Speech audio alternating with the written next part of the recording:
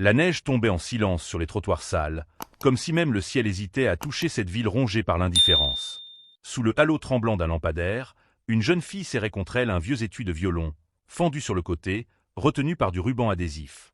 Son manteau gris pendait sur ses épaules maigres, et ses chaussures, trouées, laissaient passer l'eau glaciale. Elle s'appelait Lena Rivers. Et ce soir-là, elle n'avait pas mangé depuis 2 jours. Son estomac criait famine, mais ce n'était pas ce qui lui faisait le plus mal. Ce qui la rongeait, c'était le silence. Le silence des passants qui détournaient le regard, le silence des vitrines chaudes qu'elle longeait sans oser entrer, le silence d'un monde qui ne voulait plus la voir. Devant elle, un grand restaurant de luxe dressait sa façade dorée comme un temple. À travers les vitres, on voyait les serveurs glisser entre les tables, les chandeliers scintiller, et des couples rire autour de plats qu'elle ne pouvait même pas nommer. L'enseigne brillait au-dessus des portes, le mirage. Un nom cruel, songea-t-elle, pour un lieu où tout n'était qu'apparence. Lena inspira profondément. Ses doigts engourdis caressèrent machinalement la surface éraflée de son violon.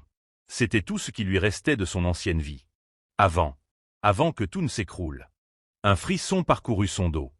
Elle jeta un dernier regard vers la rue, vers les passants pressés, puis poussa la porte latérale du restaurant. L'air chaud l'enveloppa aussitôt, chargé d'odeurs de romarin frais et de viande grillée.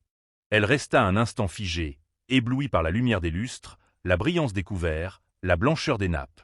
Chaque détail criait la richesse, l'excès, la distance. Les conversations s'interrompirent peu à peu. Les têtes se tournèrent. Une fille en haillons venait d'entrer dans leur sanctuaire doré. Lena sentit leur regard s'abattre sur elle comme des aiguilles. Elle inspira une dernière fois, redressa le menton et fit un pas en avant. Sa voix, tremblante mais digne, fendit le silence. « S'il vous plaît, je peux jouer du violon en échange d'un repas ?» Un éclat de rire éclata quelque part dans la salle, suivi d'un murmure collectif. Lena serra plus fort son étui. Son cœur battait dans sa poitrine comme un tambour. Les murmures enflaient, moqueurs, cruels. Puis une femme s'avança. Elle portait un tailleur noir impeccable, ses cheveux tirés en un chignon parfait. Chaque pas qu'elle faisait sur le marbre sonnait comme un verdict. Son badge scintillait. Vanessa Moore, manager. « Ce n'est pas une soupe populaire ici, dit-elle d'un ton sec. Nos clients viennent pour le raffinement. Pas pour la charité. » Le mot charité claqua comme une gifle. Un homme en costume ricana dans son coin, levant son verre de vin. Jouer du violon pour manger? Quelle blague! La salle explosa en rires étouffés. Lena resta immobile, le visage brûlant. Ses doigts tremblaient légèrement sur la poignée de son étui, mais ses yeux, eux, ne sciaient pas. Elle refusait de baisser la tête. « S'il vous plaît, murmura-t-elle, je ne demande pas d'argent. Juste de quoi manger. Une assiette, un morceau de pain. » Vanessa leva les yeux au ciel. « Vous devriez partir avant que j'appelle la sécurité. » Les rires redoublèrent. Lena sentit les larmes lui monter aux yeux, mais elle les retint. Elle ne pleurerait pas. Pas devant eux. C'est alors qu'une voix masculine, calme mais autoritaire, retentit d'une table du fond. « Laissez-la essayer. » Tous se tournèrent. Un homme âgé, élégant dans sa simplicité, essuyait ses lunettes avant de lever les yeux vers Vanessa. « Je paierai son repas, » ajouta-t-il. « Peu importe le résultat.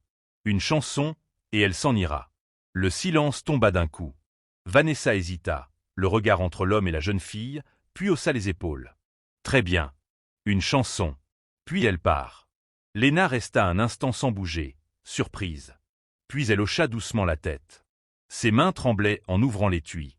Le violon apparut, un instrument usé, craquelé, mais encore digne. Elle le posa sous son menton, ferma les yeux, et respira. Un silence pesant s'étira dans la salle, juste avant qu'un rire gras ne le déchire.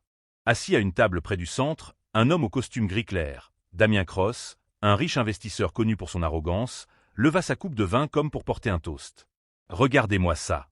lança-t-il d'une voix forte. Une mendiante qui pense pouvoir acheter un dîner avec 3 notes. Quelques rires fusèrent, suivis de murmures approbateurs. Le rouge du vin reflétait la lumière dorée du lustre, et Damien en but une gorgée lente, savourant son moment. « Allez, ma belle, joue-nous quelque chose. Montre-nous ce que la rue t'a appris. » Les ricanements reprirent de plus belle. Une jeune femme, assise non loin du piano, joignit sa voix sucrée à cette cacophonie. C'était Clara Wells, la chanteuse du lounge, 27 ans à peine, magnifique et vaniteuse. Sa robe rouge épousait ses formes comme un avertissement, et son sourire n'avait rien d'innocent. « Désolé, chérie, dit-elle en tapotant la surface du piano de ses doigts manucurés, mais ici, c'est ma scène. L'art demande du talent et une tenue correcte. Elle eut un sourire mielleux avant d'ajouter, plus fort. Un violon cassé, ça ne fera pas de miracle. Léna baissa les yeux. Ses doigts se crispèrent sur le manche de son violon, son cœur battait à tout rompre. Les mots leur coupaient la respiration, mais pas l'âme. « Je veux juste jouer », murmura-t-elle. Mais personne ne l'entendit. Leur rire, leur regard condescendant formaient une muraille invisible, plus impénétrable que le froid de la rue. Un serveur s'approcha timidement, un jeune garçon à peine âgé de 20 ans, le tablier froissé, l'air nerveux. Son badge portait le nom Josh. Il se pencha vers elle et chuchota. « Je peux vous apporter un peu de pain, discrètement. Ne restez pas trop longtemps. » Léna releva la tête. Un instant, elle crut lire dans ses yeux une étincelle d'humanité. Elle hocha lentement la tête. Mais avant qu'il n'ait pu bouger, une autre serveuse, coiffée d'un chignon serré, les lèvres peintes d'un rouge éclatant, s'exclama d'une voix au perché. « Du pain ?» Elle éclata d'un rire méprisant. « Elle va sûrement le revendre dans la rue, celui-là. » Le restaurant tout entier s'embrasa d'une vague de moqueries. Les rires claquaient contre les murs de marbre, durs, secs, tranchants. Chaque son résonnait dans la tête de Léna comme un coup. Elle aurait voulu disparaître. Mais elle resta. Droite. Parce que partir, c'était leur donner raison. Vanessa Moore, la gérante, croisa les bras et secoua la tête d'un air faussement compatissant. « Écoutez, mademoiselle, je ne sais pas qui vous a dit qu'on engageait des artistes de rue, mais ici, on ne joue pas pour des miettes. C'est un établissement de prestige. » Son ton était doucereux, mais ses mots, eux, lacéraient. Léna inspira profondément. Ses lèvres tremblèrent, mais sa voix resta ferme. « Je ne joue pas pour des miettes. Je joue parce que c'est tout ce que je sais faire. » Une onde d'ironie traversa la salle. Damien tapa dans ses mains, faussement impressionné. « Oh, quelle passion !» dit-il avec un sourire carnassier. Puis, se tournant vers les autres. « Mesdames et messieurs, nous avons ce soir une artiste dramatique. » Les convives éclatèrent de rire. Léna ferma les yeux, cherchant un refuge dans le souvenir d'un autre temps. Une salle éclairée à la bougie, une main d'homme ridée qui guidait la sienne sur les cordes, une voix grave lui murmurant. « Le violon ne se joue pas avec les doigts, Léna. Il se joue avec le cœur. » Un frisson la parcourut. Quand elle rouvrit les yeux, quelque chose avait changé dans son regard. Une détermination froide. Une fierté silencieuse. Elle posa lentement le violon sous son menton. Le silence revint, d'abord hésitant, puis total. Même Damien, amusé, croisa les bras, prêt à se divertir. Vanessa haussa un sourcil, Clara étouffa un rire. Et Léna joua. Les premières notes furent timides, presque inaudibles. Mais aussitôt, une étrange magie s'empara de la salle. Le son, fragile d'abord, se fit plus pur, plus puissant, s'élevant en une mélodie claire, poignante, suspendue dans l'air chaud du restaurant. Les conversations s'éteignirent une à une. Les fourchettes s'immobilisèrent. Les visages changèrent. Ce n'était plus une mendiante qui jouait. C'était une âme nue qui parlait. La lumière des lustres se reflétait dans les larmes qui montaient aux yeux d'un vieil homme. Même Vanessa, interdite, resta figée, incapable de bouger. Les notes de Léna tissaient une histoire sans mots, une prière muette, une confession. Chaque vibration portait un fragment de sa douleur, un souvenir de sa chute, une trace de sa dignité. Et quand la dernière note mourut, le silence retomba comme une bénédiction. Personne n'osa bouger. Puis, soudain, quelqu'un applaudit. Un homme d'une table isolée. Puis un autre. Et en quelques secondes, la salle entière se leva, frappant des mains, criant, acclamant. Léna, haletante, baissa lentement son violon. Elle tremblait. Pas de peur, cette fois. De délivrance. Mais derrière les applaudissements, un murmure glacé s'éleva. « C'est tout ?» dit une voix railleuse. Damien. Il souriait encore, mais ses yeux lançaient des éclairs de jalousie. Une chanson, et on devrait être impressionné, continua-t-il. J'ai entendu mieux dans une école de quartier. Les rires reprirent, plus faibles cette fois, moins sûrs. Léna ne répondit pas. Ses doigts se posèrent doucement sur les cordes, son regard s'abaissa, calme, presque défiant. Puis elle déclara d'une voix douce, mais ferme. « Je peux en jouer une autre. » Le silence tomba de nouveau, dense, vibrant. Un silence d'église tomba sur le restaurant. Tous les regards étaient tournés vers elle. Cette fille aux joues creusées, au manteau élimé, tenant son violon comme on tiendrait un morceau d'âme brisée. Elle ferma les yeux. Et l'archet glissa. Les premières notes naquirent dans un souffle, aussi légère qu'un battement d'ailes. Puis elles montèrent, s'étirèrent, s'enlacèrent dans une danse lente, douloureuse, d'une pureté presque irréelle. Un son d'une beauté brute, sans fioriture, sans artifice. Chaque corde vibrait comme si le bois lui-même respirait, comme si l'instrument pleurait depuis des années et trouvait enfin la force de parler. Au fond de la salle, un serveur laissa tomber un plateau. Mais personne ne sursauta. Tous étaient ailleurs. La musique emplissait chaque recoin du restaurant. Elle contournait les tables, se faufilait entre les coupes de vin, montait jusqu'au lustre, descendait dans les chœurs. Un couple qui dînait en silence se prit la main sans même s'en rendre compte. Un enfant, attablé avec sa mère, cessa de gigoter, fasciné. Même Damien, qui s'apprêtait à reprendre la parole, se tut, la bouche entr'ouverte. Les notes prenaient des couleurs. Le gris de la honte se transformait en or. Le froid de la rue se dissolvait dans la chaleur d'une symphonie invisible. Puis, soudain, le tempo changea. La mélodie prit de l'ampleur, un souffle d'orage se leva. Léna bougeait avec son violon comme si elle dansait avec lui. Ses cheveux se détachaient, sa respiration se mêlait au rythme, son archet devenait une plume de feu. Et derrière ses paupières closes, elle revoyait tout, les ruelles sombres, la pluie glacée, le banc où elle avait dormi, le visage de son père. « Ne laisse jamais le monde décider de ta valeur, ma fille. » Lui avait-il dit un jour. « Si tu tombes, joue. Si tu pleures, joue. Tant que tu joues, tu vis. » Alors elle joua. Pour lui. Pour elle. Pour tout ce qu'elle avait perdu. Le son devint incandescent. Les spectateurs ne respiraient plus. Certains avaient les larmes aux yeux sans comprendre pourquoi. Ce n'était plus une simple mélodie, c'était une confession. Un cri retenu depuis trop longtemps. Puis, sans prévenir, la musique s'arrêta net. Une note suspendue dans l'air, fragile, tremblante, puis le silence. Un silence lourd, vibrant, plein. Léna rouvrit les yeux. Ils brillaient d'une lueur nouvelle, ni colère, ni peur, mais une lumière calme, presque céleste. Personne ne bougea. Pas un souffle. Et soudain, le vieux pianiste du bar, qui l'observait depuis le début, se leva. Ses doigts tremblaient. Il marcha vers elle, lentement, et murmura d'une voix rauque. « Mon Dieu, c'est du Tchaïkovski, n'est-ce pas ?» Léna hocha la tête doucement. « Une version qu'il m'avait apprise. »« Qui ?» demanda-t-il, ému. Elle répondit à voix basse. « Mon père.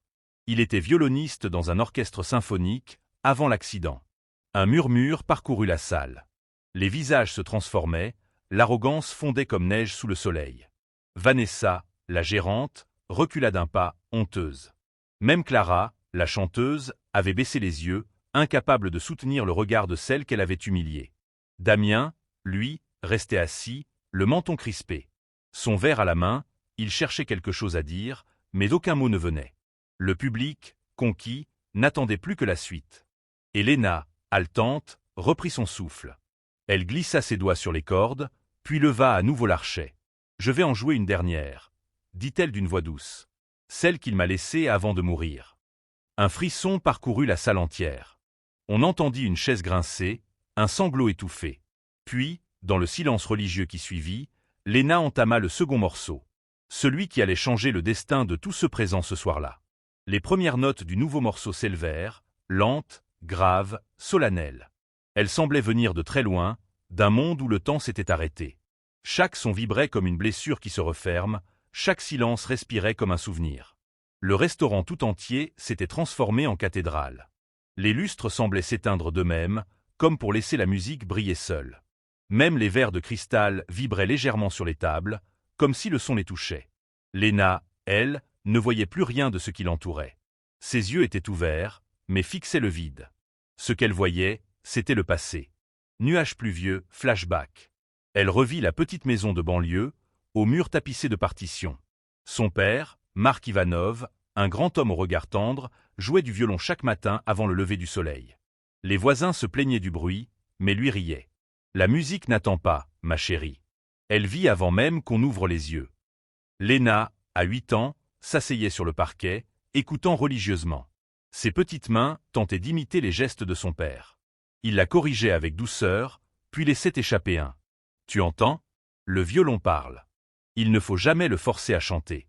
Il faut le laisser dire ce qu'il ressent. Les années passèrent. Elle devint son élève, son ombre, sa fierté. À 16 ans, elle intégra le Conservatoire de Londres. Son nom commençait à circuler dans les couloirs. Lena Ivanov, la fille au violon d'âme. Puis vint le jour de l'accident. C'était un matin de novembre, gris et froid. Son père devait se rendre à un concert caritatif en ville. Il l'avait embrassée sur le front avant de partir, en riant. « Promets-moi de jouer ce soir, même si je ne rentre pas à temps. La musique, c'est notre fil invisible. » Mais il ne revint jamais. Un camion avait dérapé sur la route verglacée. Son père n'avait pas survécu. Le choc fut brutal. Le monde s'effondra. Le violon resta dans son étui, silencieux, pendant des mois. Lena cessa de jouer, cessa de parler. Les dettes médicales, les frais du conservatoire, tout s'empila. En quelques années, elle perdit tout, la maison, les instruments, la dignité. Et quand la pluie tomba sur son dernier soir de toit, elle serra contre elle le seul bien qui lui restait, le violon de son père. Dans l'étui, elle avait découvert une enveloppe jaunie, glissée sous la doublure. Elle contenait une lettre et une partition inachevée. À ma fille, Lena. Si un jour tu lis ceci, c'est que la vie m'a pris avant que je t'ai tout dit. N'oublie jamais, ta musique a un pouvoir que les mots n'ont pas. Elle peut guérir ce que le monde brise. Termine cette mélodie pour moi. Et joue-la un jour devant ceux qui ont oublié ce qu'est la beauté. Elle n'avait jamais eu la force de le faire. Jusqu'à ce soir. Plusieurs notes musicales, retour au présent. Les larmes coulaient sur ses joues, mais elle ne s'en rendait pas compte. Chaque note qu'elle jouait semblait appeler son père. Les sons montaient, s'enroulaient, s'enflammaient, puis retombaient doucement comme des cendres. C'était la mélodie inachevée, celle de la lettre. Et devant elle, un miracle s'opérait. Les gens pleuraient. Certains se tenaient la main. Vanessa, la gérante, n'osait plus croiser son regard. Ses yeux ruisselaient de honte. Clara, la chanteuse, s'était reculée dans un coin, sa voix éteinte, sa fierté dissoute. Même Damien, cet homme qui riait encore une heure plus tôt, fixait Lena avec un visage pâle. Sa bouche tremblait, son arrogance avait disparu. Les notes atteignirent un sommet, un cri déchirant, une apothéose lumineuse. Puis tout retomba, comme un souffle qu'on retient trop longtemps. L'archet glissa une dernière fois, traçant un fil d'or invisible dans l'air. Et le silence revint. Un silence qui semblait bénir le monde. Pendant quelques secondes, personne n'osa bouger. Puis un vieux client, assis au fond, se leva. Ses cheveux étaient blancs, son regard brillant. Il posa lentement sa main sur sa poitrine et dit d'une voix cassée. « Je l'ai reconnu. C'est la sonate du cœur de Mark Ivanov. J'étais à son concert, il y a 20 ans. » Tous se tournèrent vers lui. Il ajouta, les yeux pleins d'émotion. « Et c'est sa fille qui vient de la terminer. » Le mot « fille » se répandit comme une onde dans la salle. Les visages changèrent. Ce n'était plus une inconnue. C'était une héritière. Une survivante. Une flamme que la misère n'avait pas pu éteindre. Lena, à bout de souffle, essuya ses larmes. Elle tenait encore son violon, mais cette fois, il ne tremblait plus. Elle le serra contre elle, comme un père qu'on retrouve après des années. Vanessa s'approcha timidement, les mains jointes, la voix tremblante. « Mademoiselle Ivanov, je suis désolé. Nous ne savions pas. Si j'avais su. » Lena la coupa doucement. « Personne ne sait jamais. C'est pour ça qu'il faut apprendre à regarder autrement. » Ces mots résonnèrent dans la pièce comme une vérité simple, mais foudroyante. Damien détourna le regard. Et pour la première fois, il se sentit petit. La musique était terminée, mais son écho restait suspendu dans l'air, comme un parfum qu'on n'oublie pas. Le restaurant entier semblait changer. Plus personne ne voyait une mendiante. Tous voyaient une âme en or. Le silence qui suivit la mélodie semblait irréel. Les gens restaient immobiles, comme figés dans un rêve dont ils ne voulaient pas sortir. Puis, lentement, une main se leva, frêle mais déterminée. Celle du vieux pianiste. Il applaudit. Une fois, 2 fois, 3 fois. Et ce simple son déclencha une tempête. Les applaudissements explosèrent comme une pluie battante. Les gens se levèrent, pleuraient, riaient, appelaient son nom sans même le connaître vraiment.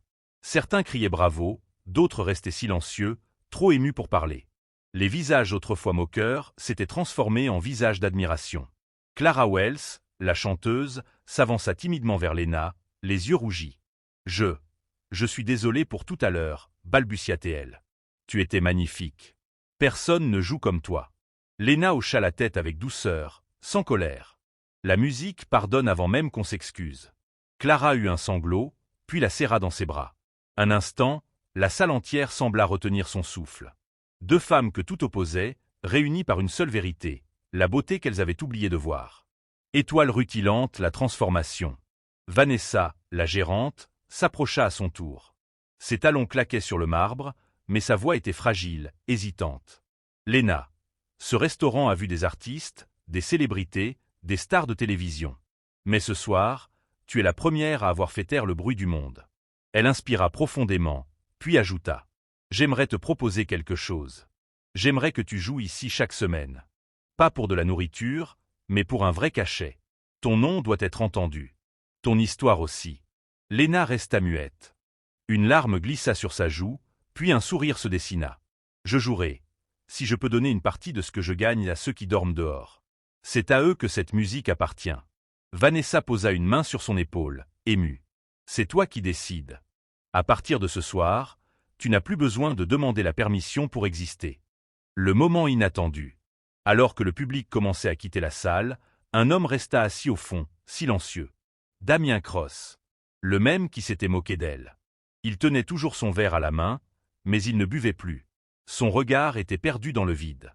Quand la foule se dissipa, il se leva lentement et s'avança. Son visage n'avait plus rien d'arrogant. Il posa sur la table une enveloppe. J'ai un studio d'enregistrement. J'ai des contacts. Ce que j'ai dit ce soir était impardonnable. Si tu veux, je peux t'aider à enregistrer ta musique. Pas pour moi. Pour lui. Il montra du doigt le violon. Léna le fixa longuement. Puis elle répondit, sans haine. On ne rachète pas une âme avec de l'argent, monsieur Cross. Mais, on peut essayer de la changer avec un peu de silence. Il baissa la tête, honteux. Et pour la première fois depuis des années, il ne dit plus rien. Lever de soleil l'aube. Quelques semaines plus tard, une affiche apparut sur les vitrines de la ville. Léna Ivanov, la fille au violon d'âme, concert caritatif au profit des sans-abri. La rumeur s'était répandue. Les vidéos de sa performance au restaurant avaient fait le tour du pays. Son nom, jadis oublié, renaissait dans la lumière. Mais Léna, elle, restait la même. Elle vivait simplement, dans une petite chambre près du fleuve, avec le violon de son père posé contre la fenêtre. Chaque soir, avant de dormir, elle jouait une mélodie différente, parfois joyeuse, parfois triste. Et chaque matin, des gens s'arrêtaient sous sa fenêtre pour écouter. Elle ne leur demandait rien. Elle jouait juste. Parce que la musique, pour elle, était une prière. Colombe, épilogue. 1 an plus tard, un grand orchestre l'invita à jouer dans la salle de concert où son père s'était produit autrefois. La lumière tomba sur elle, blanche et douce. Elle leva son archet, ferma les yeux et murmura. « Je joue pour toi, papa. Tu vois, la mélodie est terminée. » Et quand la première note s'éleva, le monde sembla s'arrêter à nouveau. Ce soir-là, il n'y avait plus ni pauvreté, ni moquerie, ni honte. Il n'y avait que la beauté nue d'une âme qui avait survécu à tout.